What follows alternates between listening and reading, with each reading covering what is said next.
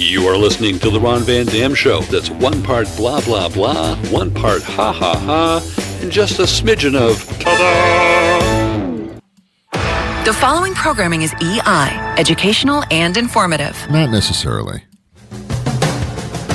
Good morning, good afternoon, good evening, good night. It's the Ron Van Dam Show. Thank you very much. Hold on tight, things can get a bit weird, if you like that sort of thing. Hey, welcome to the program. It is the Ron Van Dam Show. Thanks for being here. The pleasure is all yours. Make yourself comfortable, and I will entertain and inform things to you and to your face for the next half hour. Seems like a long time.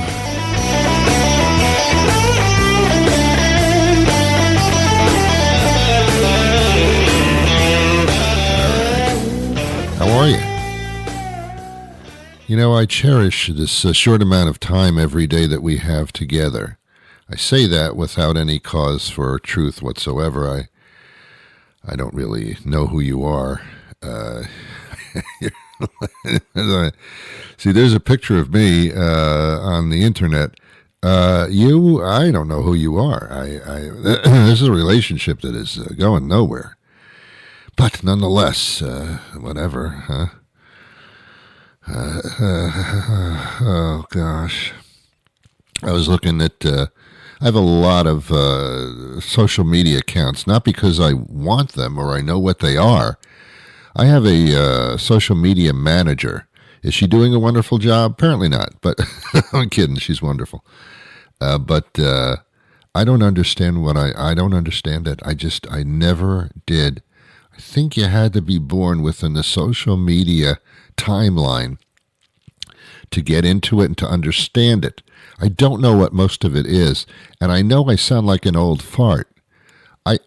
Many of you are new farts, but I'm an old one, and I didn't live like this when I was a child or a younger adult. I didn't have this stuff. When I wanted to communicate with somebody, I had to shout and go, "Hey, you!" Or I had to pick up the telephone, which was connected to the wall. I know, it sounds archaic, but it's true. If I wanted to call somebody and I was like walking down the street or I was out of my home or something, I had to go find a phone booth. Ron, what's that? Oh, I know, you don't know what that is. They had telephones all over the place. On main streets, really, only, or in cities, and you could put a quarter or a dime into the little. They had a slot. They actually had a slot in it. Oh my God! And you would put the coin into it, and then you'd hear a dial tone. You could dial a number, or you could dial a zero. And when I say dial, there was an actual dial on these communication devices we called telephones, kids. You dialed, Ron, what's a dial? Well, a dial is, where do you push the buttons? It's so funny. You don't push them. You don't type them. It was a dial, and it made a sound. It went,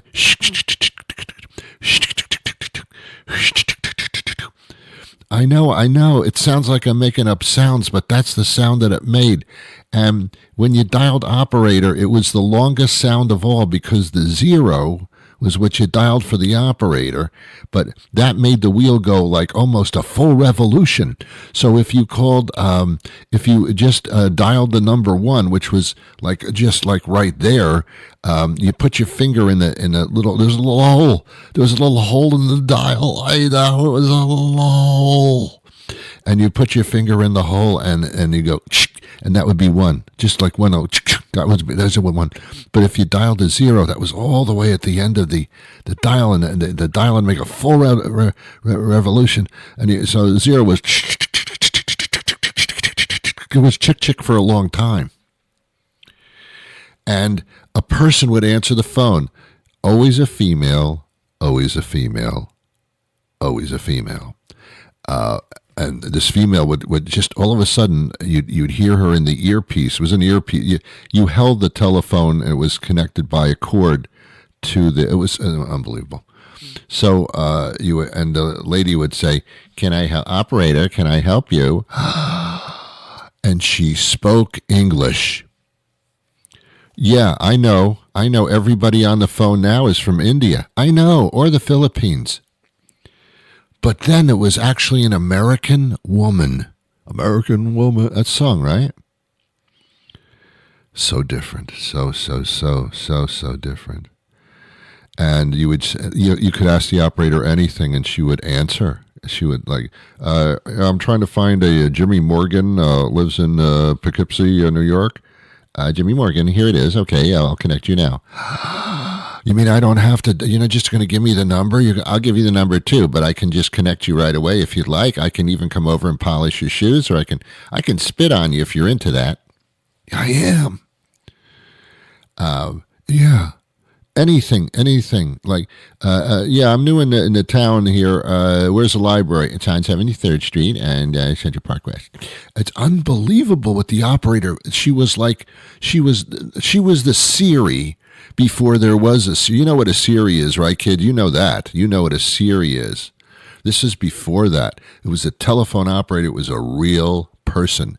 And she had incredible knowledge. And if she didn't have the answer, she would look it up. No, it wasn't AI. No. It was a real freaking person who had a job and was paid to be there. And she, for the most part, was the most pleasant person on the earth at that time. And she spoke freaking English. We could understand each other immediately. I dated 3 of them. Anyway, so, yeah, it was a telephone booth. The great thing about the telephone booth, kids, you don't know what I'm talking about, so go get a candy bar or something, or one of your vaping little machines, because you don't understand what I'm talking about anyway. I don't have time to explain to you. It's only a half-hour show. This is the best part of history. I mean, I know there were a lot of wars that were fought, and they invented the car and the electric trains and all that kind of stuff, but this was like, I'm talking inventions that we all used every single day, and it was the cornerstone of our lives when I was just a little child. Well, I wasn't a little child. I was older than that. But anyway, so yeah. The phone booth was better than the bathroom. I've talked about the bathroom on this show so many times, and you're probably saying, Ron, your show's always in the bathroom. Oh, very, very funny. Very, very funny. That's funny. That's really funny. That's funny. I talk about the bathroom because when you're in the bathroom and you close the door, you're in your own world. No one can bother you. No one really even knocks on the door, and if they do, they're not going to open that door. Whether you have a lock on it or not, they're not going to open that door if you're in there. It's solitude. It's the world of solitude. It's Superman's world of solitude. And you can sit on that toilet. You can sit down if you want, have a seat on the toilet, and empty your body. And there's a sink there if you're thirsty or you want to wash your hands. You want to take a whole shower? There's a tub there usually in a shower. Yeah, the bathrooms are fantastic. No one's going to bother you in there. You just sit there, and it's usually quiet, or there's a fan usually in the ceiling, and that creates kind of like a white noise effect. Isn't it funny? White noise is just that blank sound, like that fan sound.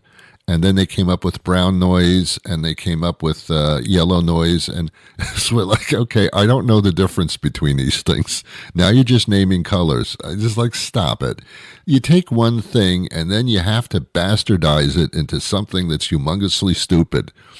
All right, white noise, I get what that is.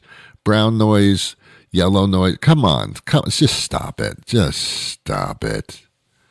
Stop trying to make so many modifications on things that work already just fine by themselves. Story of our lives. So what's better than sitting in a bathroom and having your solitude? The phone booth. When that door was closed in the phone booth, it created like some type of silence chamber. And it wasn't as great as the bathroom, but you could still see the world go by, but they weren't bothering you. You could see, I lived in New York City, and they had phone booths and at first. And I would sit in a phone booth, and it would be on the street, and you could see the cars going by and the people walking. You'd be surrounded by the most intense kind of life action there can possibly be. But you'd be inside a soundproof booth. booth. It was an incredible feeling. Kids, you'll never know what that's like. I know you can put on your interactive goggles, and go into different worlds and stuff, with your 3D things. And, I don't know what they call those introspective glasses. What do they call that thing? I don't really know. You can do that, but no, this is better. This was better. So I'm not into the we didn't have social media. We just yelled at each other. We just abused each other face to face. When we wanted to abuse each other, we just looked at the other person and said, "You're an asshole, and what are you going to do about it?" And we would yell at each other and scream at each other and all that. It was like social media, only it was louder. But we could insult people easily just standing there and saying something that was obnoxiously demeaning. But now you can go online and you can hide behind your whatever, and you can demean people and they don't even know who's demeaning them. It's really fantastic.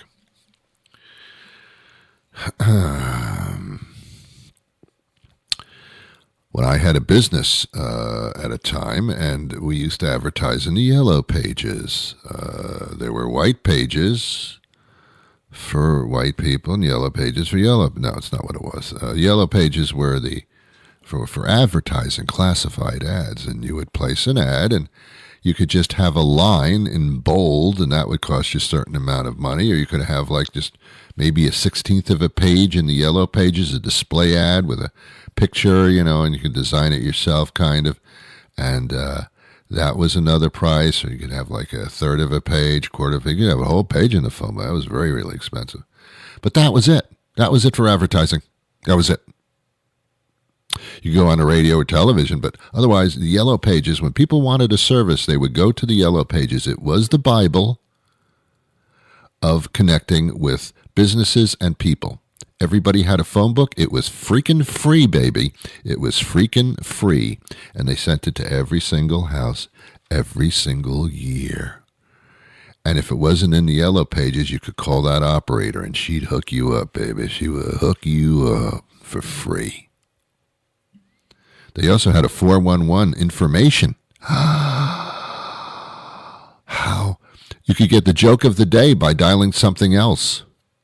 Yes, they actually told jokes on the telephone. I know. There was a number to dial, a 3-digit number for weather.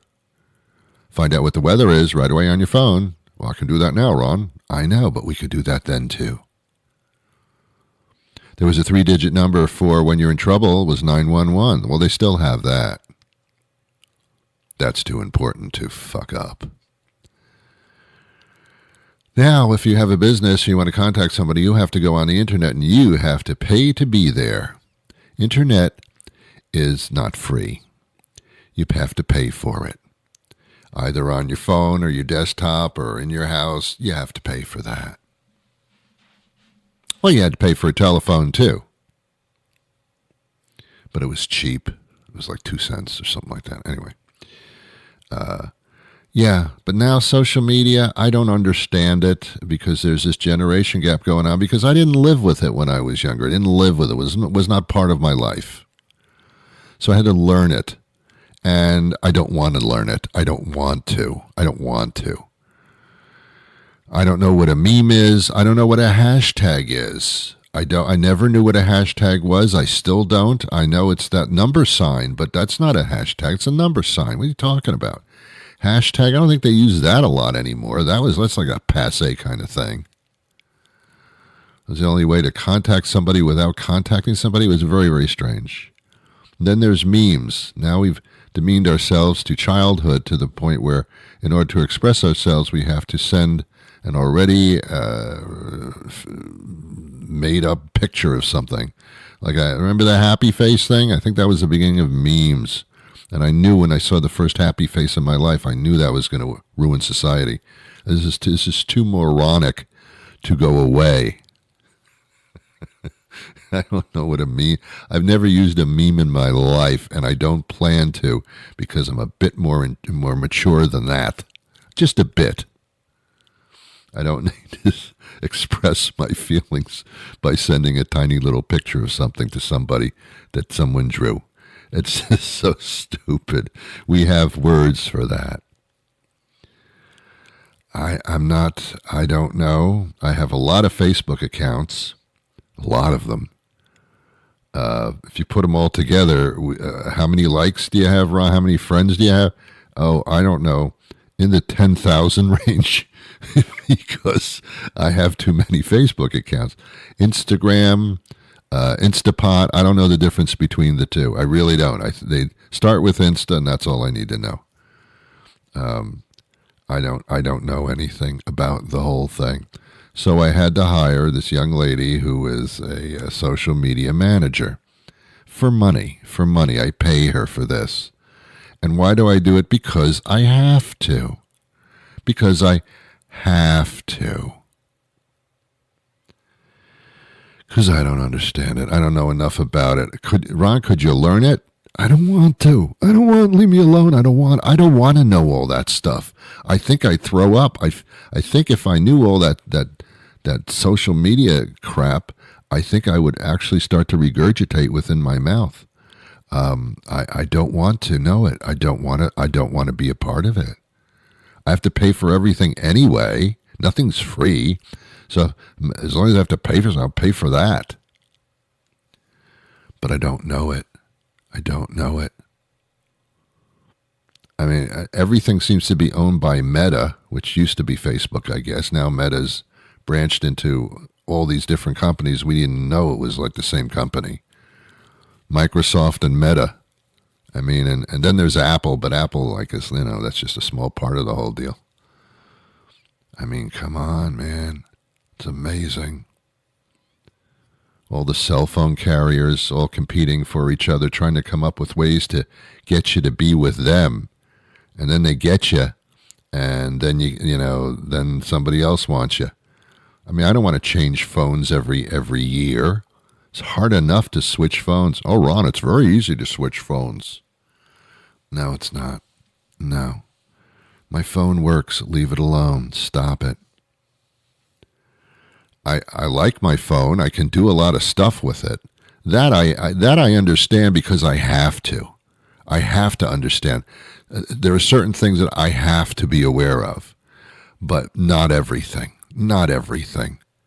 I don't need to contact people and comment on them. I do that on the radio, so I don't need to do that online, seriously. Do you like emails, Ron? Yeah, emails aren't bad. But then, then all the bad, nasty people started doing all this marketing stuff and all these scam things to try to steal your money and your identity and all that. So you took the good and you turned it into like more of an annoying thing than I've ever had in my life. I've got to defend myself constantly against scams now. Didn't have to do that before. Now I do, both on the phone and online. How did people get all these phone numbers? All these scammers got the phone. I thought, can't they weed you out and say, hey, you're a scammer. I'm not giving you a phone number. How did that happen? How do we lose control? Do you know how we lost control? Because we got too deep into the crap. We technologically came up with so much stuff so quickly that we could not put our finger on what the ramifications of it might be in the near future.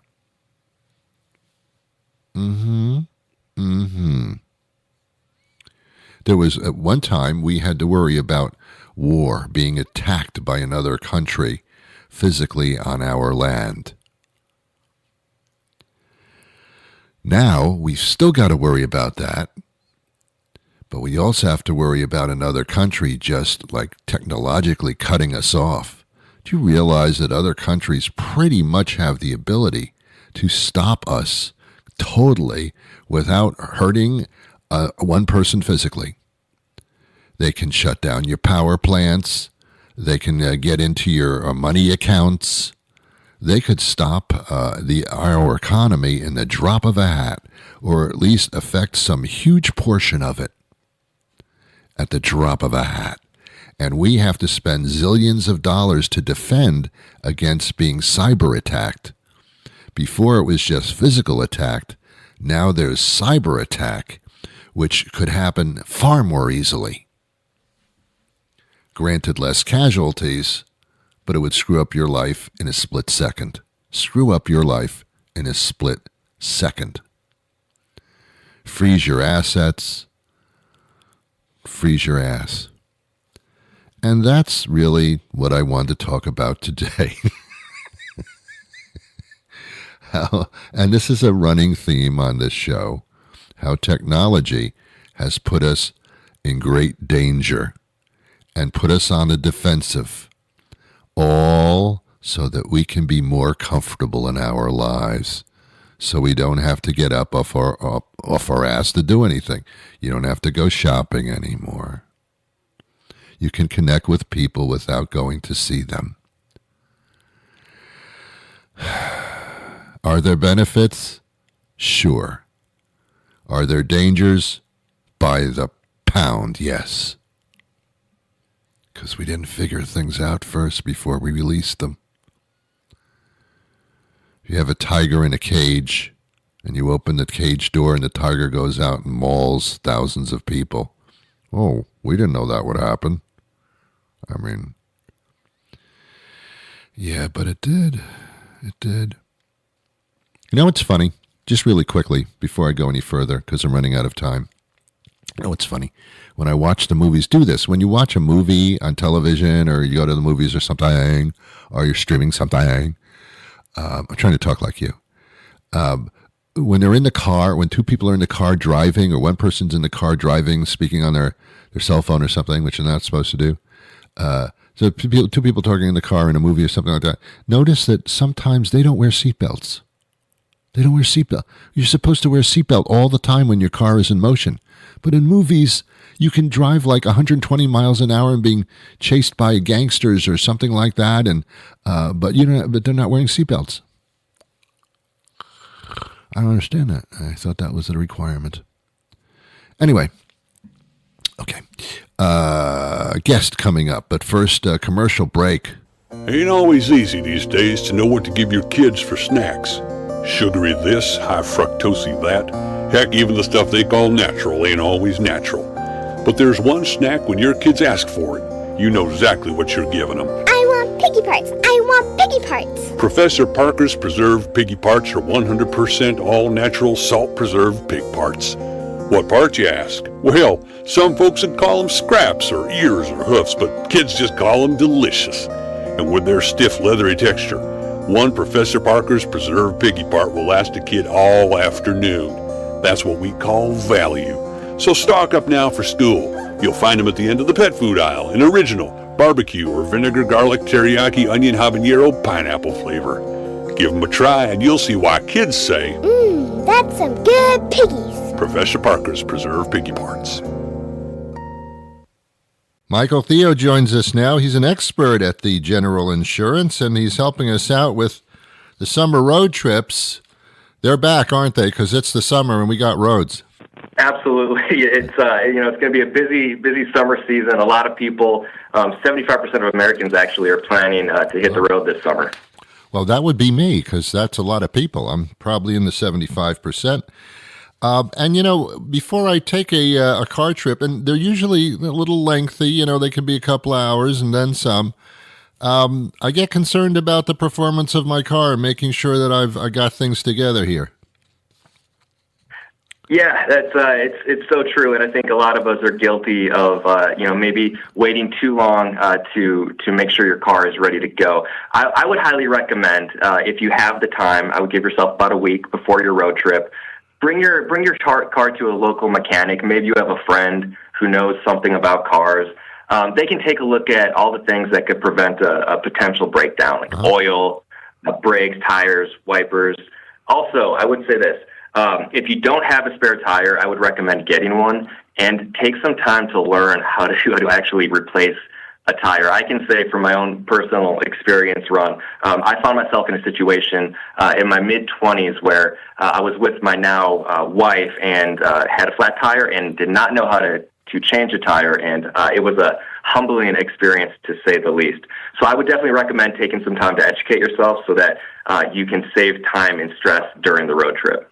Yeah, tire pressure is very interesting because in the winter, the tire pressure was down on tires. Then the summer, the same tire pressure, all of a sudden you're on the road for a couple of hours and you feel like your tires are going to blow up. Like, whoa, too much pressure. I get confused by that. I think a lot of people do. Is it okay that there's a lot of pressure in the tire, even though it's like, well, I mean, mine sometimes reaches like 40 psi, which is, I think, like blow up time. I don't know. I will say tire pressure, there's a lot of personal preference to it. If you were inflated, obviously there's going to be issues. If you inflated, there's going to be issues. Right. But for the most part, keeping it around the same levels, both in the summer and the winter, can be okay. Okay. What about renting a car? A lot of people rent cars to take road trips. What do you have in that area? Yeah, I think before you borrow or rent a car, I think it's really important that you spend some time educating yourself about your current insurance situation. If you're going to borrow a car, maybe you're borrowing a friend's car, for example, you're typically going to be covered under their insurance, but it's always good to verify that. For rentals, I would also just look at your current policy, your existing policy. Most of the time, it's going to include rentals, but that's not guaranteed. There's always exceptions, so definitely take a look. You want to avoid really any situation where you're not going to be covered when you're out on the road. Okay. All right. And of course, always make sure that your insurance is current. I watch these court shows on TV and they get in auto accidents and they say, well, did you have the insurance? Well, I thought I did, that kind of thing. It's very important to have a good understanding of your specific insurance policy. We actually, we're surprised to find how many of our customers don't fully understand what's included in their policy. So I think it's always, best practice. It's pretty smart to review your policy on a regular basis so you do know what is or what's not included. I can tell you, a couple other tips relating to your policy. You're going to want to know how to file a claim quickly in case something does happen, especially on a road trip. I'll plug the General app here a little bit. Sure. If you're an existing customer, the General app is a great way to review your policy, but also to file a claim quickly if you need to in the middle of a trip. Also, check to see if you have add-ons to your insurance like roadside assistance, towing, or rental coverage. Yeah. Typically, we don't think about these sort of things until we need them. The General, for example, we partner with Nation Safe Drivers. They're going to offer you roadside assistance in select markets. So that's one of those things that you want to take a look at. Is that included in your policy? Yeah. The goal overall is going to be pretty simple here. We want to get you back on the road as quickly and safely as possible. Can I change my auto insurance in the middle of a policy, or do I have to wait until it expires at the end of the year? Yeah, you're typically able to get out of your policies. I would just stress that it's really important that you don't allow for any gap period. Yeah. If you're going to switch, do it right away. You don't want to take any risk. Right. Absolutely not. And the day that you do take the risk, guess what happens? Exactly right. So don't let that happen. Okay. Emergency kits in the car. Make sure you have all the stuff that you need in case things happen that you don't expect. Absolutely. It's very important to have an emergency kit. And this, what's going to be in there, it's going to vary a little bit person to person. Yeah. But some standard items to include, those could be jumper cables, a flashlight, first aid kit, water, and then I would say for me, the most important item is going to be a full bag of snacks. I'm not going on any road trip unless a full bag of snacks. Also, this one might seem a little odd to people nowadays, but you're definitely going to want to try to bring an extra form of navigation, whether that be a paper map or a compass. We're so reliant nowadays on our phones, but what happens if you're out on your road trip and your battery dies or you lose a signal? It's just important, and it's really helpful to have that backup method in case you find yourself in a tricky situation. It's funny and not funny you said that, but I went to a concert once, and the tickets, were on the phone. They said, no, that's how you do it. And you only get in with the tickets on the phone. And I got there, my phone died. I was like, come on, if I just printed these things out, I'd be fine. Backups are not a bad thing. Not at all. I would highly recommend it. Okay. I guess there's a place to go where we can get all these tips for our summer road trip and a little checklist to make sure that we got it all going. Absolutely, Ron. I covered a lot today, and I hope it was beneficial for your listeners. But if you do want more information, I would head to thegeneral.com. Excellent. Hey, thank you so much for your time today, and happy driving. And I know you'll be set. It's a question of everybody else is. Drive defensively. That's what I say. Well, thank you to you, and thank you to our guest. I'll be back again tomorrow with another episode. Will you join me then? Good. But until that time arrives, I wish you peace.